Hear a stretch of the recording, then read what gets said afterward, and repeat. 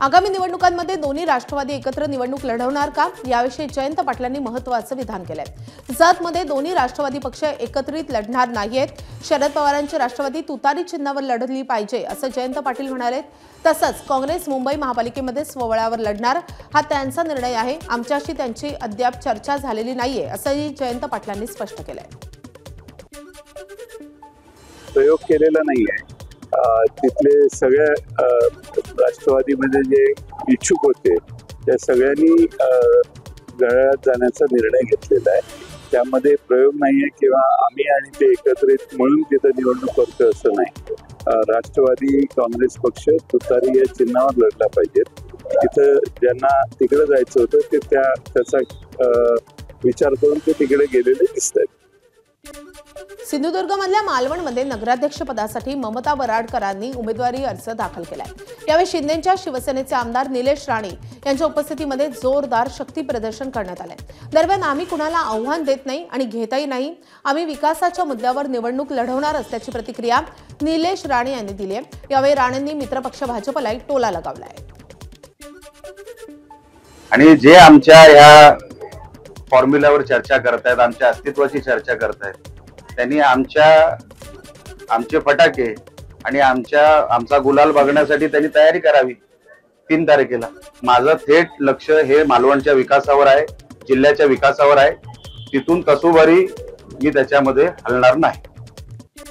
एकीकडे महायुतीमधले ज्येष्ठ नेते शेवटच्या क्षणापर्यंत युती व्हावी म्हणून तडजोड करत असताना स्थानिक नेते मात्र स्वबळावरच निवडणूक लढवण्यावर ठाम आहेत। विशेषतः कोकणामध्ये शिंदेची शिवसेना आणि अजित पवारांच्या राष्ट्रवादीचे नेते आमने सामने उभे ठाकलेत। महाड नगर परिषदेमध्ये तर शिवसेनेनं एकला चलो रेचा नारा देत भाजप आणि राष्ट्रवादीच्या युतीविरोधात रणशिंग फुंकलाय। यावेळी आधीच रखडलेल्या रायगडच्या पालकमंत्री पदावरून नाराज असलेल्या भरत गोगावलेंनी सुनील तटकरे यांच्यावर जोरदार हल्लाबोल केलाय। त्यांनी टांगा पलटी घोडे फरार या म्हणीचा वापर करत तटकरेंच्या खासदारकीच्या विजयातील शिवसेना आमदारांच्या सहभागाची आठवण करून दिली आहे। आमची नीतिमत्ता, आमची नियत हे आम्ही खासदारकीला दाखवून दिली। तुम्हाला सगळ्यांना माहिती आहे, जर आम्ही थोडीशी वाकडी मान फिरवली असती, मी असो, दळवी असते, रवीशर असते, आमचा योगेश कदम असते, तर टांगा पलटी घोडे फरार हे लक्षात ठेवा। कारण जर कॅल्क्युलेशन केलं तर त्याच्यावरती आता आम्ही फार वेगळं काय बोलणार नाही, कारण निवडणूक आहे आणि निवडणुकीला आता ते पण सामोरे आहेत। आम्ही आत्ताच होईल नाही ना काय ते दूध का दूध पाणी का पाणी, मग पुढचं बघू आपण। नाशिकच्या भगूर नगर परिषद निवडणुकीमध्ये महायुतीमध्ये मोठी फूट पडली आहे। शिंदेच्या शिवसेनेला एकटं पाडण्यासाठी भाजप आणि अजित पवारांची राष्ट्रवादी काँग्रेस एकत्र आली आहे। भगूर नगर परिषदेवर शिवसेनेचं वर्चस्व राहिलंय, मात्र या वर्चस्वाला खिंडार पाडण्यासाठी भाजप आणि राष्ट्रवादी काँग्रेसनं हात मिळवणी केली आहे। राष्ट्रवादी काँग्रेसच्या पदाधिकारी प्रेरणा बलकवडे या नगराध्यक्ष पदाचे उमेदवार आहेत, तर शिवसेना शिंदे गटाचे उपनेते विजय करंजकर यांच्या पत्नी अरिंता करंजकर आज शक्ती प्रदर्शन करत आपला उमेदवारी अर्ज दाखल करतील। महायुतीमधल्या या अनपेक्षित घडामोडीमुळे भगूरच्या राजकारणाचं चित्र पूर्णपणे बदलून गेलंय। पक्षश्रेष्ठींच्या परवानगीने राष्ट्रवादी काँग्रेस पक्ष या नगराध्यक्षाची निवडणूक लढवणार आहे, उमेदवार देणार आहे आणि राष्ट्रवादी काँग्रेस पक्षाकडून आमच्या पहिला जिल्हाध्यक्ष प्रेरणाताई बलकवडे ह्या उमेदवारी करणार आहेत। तर हे आम्ही दोन्ही पक्षांनी ठरवून हा निर्णय घेतलेला आहे आणि आम्ही सर्वजण 100% या निवडणुकीमध्ये विजय प्राप्त करू अशी खात्री आहे। भगूर नगरपालिकेमध्ये गेल्या 95 सालापासून तर आजपर्यंत निर्विवाद शिवसेनेची सत्ता आहे। मध्यंतरीचा एखादा दुसरा नगराध्यक्ष जर काही छोट्या काळापुरता जर सोडला तर पूर्णतः या ठिकाणी शिवसेनेची सत्ता आहे। 2 तारखेला भगूर नगरपालिकेचं मतदान होईल आणि 3 तारखेला 21-0 या भगूर नगरपालिकेमध्ये होईल। ही 100% शिवसैनिकांच्या जीवावरती आम्हाला सगळ्यांना आशा आहे। नाशिक जिल्ह्यामधल्या नगर परिषदेच्या सार्वत्रिक निवडणुकीच्या रणधुमाईमध्ये आता वेगवेगळ्या घडामोडींना वेग आलाय। नांदगाव नगर परिषदेच्या निवडणुकीमध्ये युतीचा पहिला नारळ शिवसेना आणि भाजपनं फोडलाय। आमदार सुहास कांदे यांच्या नेतृत्वामध्ये शनिवारी शिवसेना भाजप युतीची घोषणा करण्यात आली आहे। एकीकडे शिवसेनेला बाजूला ठेवून भाजपला सोबत घेण्याचा समीर भुजबळ यांचा प्रयत्न होता, मात्र झालं उलटच। नांदगावमध्ये शिवसेना भाजपची युती विरुद्ध राष्ट्रवादी असा सामना पाहायला मिळणार आहे, तर महाविकास आघाडीची भूमिका मात्र अद्याप गुलदस्त्यात आहे। बीड नगर परिषदेसाठी अजित पवारांच्या राष्ट्रवादीचं अखेर ठरलंय।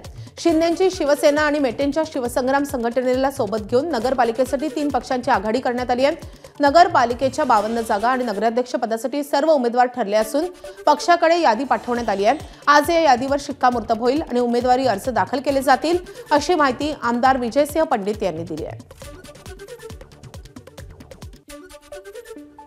52 परिपूर्ण असे उमेदवार केलेले आहेत। उद्यापर्यंत जे काय आहे आम्हाला सांगितलंय की आम्ही इच्छुकांचे हे आणि या व्यतिरिक्तही कुणी असेल तर आमचा पूर्ण सगळ्या गोष्टीचं सर्वेक्षण करून सगळी माहिती घेऊन आम्ही उमेदवारी कुणाला द्यायची किंवा अधिकृत उमेदवार कोण असणार आहे हे आम्ही तुम्हाला वरतून त्या ठिकाणी कळू। तर नगर परिषदेच्या निवडणुकांमध्ये कुठे काय चित्र आहे आपण पाहूयात ग्राफिक्सच्या माध्यमातून। तर नाशिक जिल्ह्याच्या भगूर नगर परिषदेमध्ये भाजप आणि राष्ट्रवादी काँग्रेस एकत्र आली आहे आणि शिवसेना एकाकी पडली आहे। जळगाव मधल्या नशिराबाद नगर परिषदेमध्ये भाजप आणि शिवसेना एकत्र आली आहे आणि त्यांच्या विरोधात राष्ट्रवादी मात्र एकाकी पडली आहे। रायगड जिल्ह्यामध्ये सगळ्यात मोठा संघर्ष आहे। महाड नगर परिषदेमध्ये भाजप आणि राष्ट्रवादी एकत्र आहेत आणि त्यांच्या विरोधात शिवसेनेनं वेगळी चूल मांडली आहे। रायगडमध्येच कर्जत, माथेरान आणि खोपोली नगर परिषदेमध्ये राष्ट्रवादी काँग्रेस आणि उद्धव ठाकरेंची शिवसेना एकत्र आली आहे। सोलापूर जिल्ह्यामधल्या अकलूज नगर परिषदेमध्ये भाजप विरुद्ध राष्ट्रवादी असा सामना रंगतोय।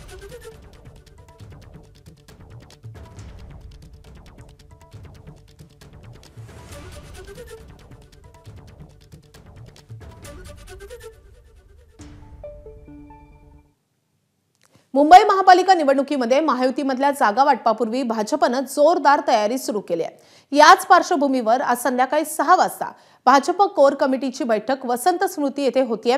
या बैठकीला मुंबई अध्यक्ष अमित साटम, मंत्री आशिष शेलार, मंगल प्रभात लोढा, प्रवीण दरेकर, अतुल भातखळकर यांच्यासह प्रमुख नेते उपस्थित राहतील। मुंबई महापालिकेच्या निवडणुकांच्या तयारीसाठी भाजपकडून हालचालींना वेग आलाय। बिहार निवडणुकीमध्ये भाजपनं ऐतिहासिक विजय मिळवलाय। या निकालाच्या अवघ्या 3ऱ्याच दिवशी संभाजीनगरमधल्या एका कार्यक्रमामध्ये मुख्यमंत्री देवेंद्र फडणवीस यांनी एक मोठं विधान केलंय। महाराष्ट्रामधल्या आगामी स्थानिक स्वराज्य संस्था निवडणुकीमध्ये भाजपच नंबर 1चा पक्ष होणार असल्याचा विश्वास मुख्यमंत्र्यांनी व्यक्त केलाय। सर्वाधिक नगरसेवक भाजपचेच निवडून येतील असाही विश्वास फडणवीसांनी व्यक्त केलाय। तर जिथे शक्य आहे तिथे युती होणार, मात्र जिथे शक्य नाही तिथे मैत्रीपूर्ण लढत होणार असल्याचा पुनरुच्चारही फडणवीसांनी केलाय। या ठिकाणी स्थानिक स्वराज्य संस्था आहे, त्या संस्थेमध्ये जो कोणी सत्तेवर येईल तो महायुतीचाच असला पाहिजे अशा प्रकारचा प्रयत्न आपण करू।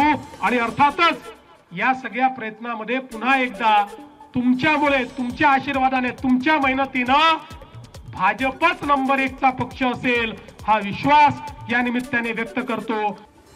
विधानसभा निवडणुकीमध्ये मिळालेल्या अभूतपूर्व अशा यशानंतर बिहारमध्ये पुन्हा एकदा नितीश कुमार हेच मुख्यमंत्री पदाची शपथ घेण्याची शक्यता आहे। 14 तारखेला लागलेल्या निकालामध्ये भाजप आणि जेडीयूच्या एनडीएला 200 पेक्षा जास्त जागांवर विजय मिळवला होता। त्यामध्ये भाजपने 89 तर जेडीयूने 85 जागा जिंकल्यात आणि त्यामुळे एनडीएला स्पष्ट बहुमत मिळाले। अशातच मुख्यमंत्री नितीश कुमार यांचा कार्यकाळ 22 नोव्हेंबरपर्यंत असला तरी मात्र आजच ते आपल्या कॅबिनेट बैठकीनंतर मुख्यमंत्री पदाचा राजीनामा देण्याची शक्यता आहे। त्यानंतर भाजप आणि जेडीयूची एक बैठक होईल। बैठकीतच मुख्यमंत्री पदावर शिक्कामोर्तब होईल। त्याशिवाय पाटणामध्ये ऐतिहासिक गांधी मैदानामध्ये शपथविधी सोहळा होईल आणि त्यामध्ये पंतप्रधान नरेंद्र मोदी देखील सामील होतील असंही समजतंय। दुसरीकडे एनडीए मधल्या घटक पक्ष असलेल्या चिराग पासवानांच्या लोक जनशक्ती पक्षाकडूनही उपमुख्यमंत्री पदासाठी जोर लावला जातोय आणि त्यामुळे बिहारच्या राजकारणामध्ये पुढचे 2 दिवस मोठ्या घडामोडींचे असतील। जिथे एनडीएकडून सत्ता स्थापनेच्या हालचालींना वेग आलाय तिथे लालू प्रसाद यादवांच्या कुटुंबातील यादवी वाढतच चालली आहे। विधानसभेच्या दारुण पराभवानंतर तेजस्वी यादव आणि त्यांची बहीण रोहिणी आचार्य यांच्यामध्ये मोठा वाद झालाय। त्यानंतर रोहिणी आचार्य यांनी तेजस्वी यादव, आरजेडीचे राज्यसभा खासदार संजय यादव यांच्यावर गंभीर स्वरूपाचे आरोप करत घर सोडलंय। निकालाच्या काही तासांमध्ये झालेल्या या संघर्षामुळे लालू प्रसाद यादवांच्या कुटुंबातील कलह पुन्हा एकदा चव्हाट्यावर आलाय। तेजस्वी यादवांच्या भूमिकेमुळे पक्षाला आणि कुटुंबाला मोठा त्रास सहन करावा लागतोय। पराभवाचं खापर फोडत तेजस्वी यादवांनी आपल्यावर चप्पलही भिरकावल्याचा आरोप करत रोहिणी आचार्य यांनी आरोप केले। आपने कहा था कि चप्पल चलाया गया। चप्पल चलाने की बात आपने कही, अब आप लोग जाकर के वहाँ इंक्वायरी कर लीजिए। सही बात है, रोहिणी जो बोलती है सच बोलती है, और जिसको भी कंडेम करना आकर के सामने मेरे सामने बैठवाइए। शिवसेना प्रमुख बाळासाहेब ठाकरे यांचा 13वा स्मृतिदिन आहे। या स्मृतिदिनाच्या दिवशी दादर येथे बाळासाहेब ठाकरे यांच्या स्मृतीस्थळावर राज्यभरातील शिवसैनिक अभिवादन करायला येतात।